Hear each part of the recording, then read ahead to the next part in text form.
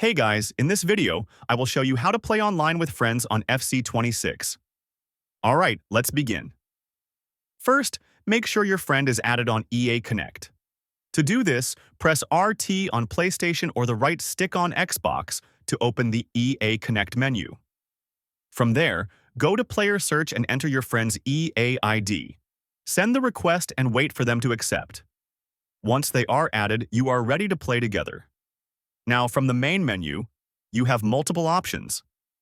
Select Online Friendlies if you want a quick match. Create a new friendly game and invite your friend to join. Another option is Co-op Seasons. From the main menu, select Co-op Seasons, create a new season, and then invite your friend. You can also play together in Ultimate Team. Enter Ultimate Team, go to the Play section, and choose available co-op modes such as Rush. So that's basically how you can play online with friends in FC26. And that's it for this video. If you find this helpful, consider subscribing and giving this a big thumbs up. Thanks.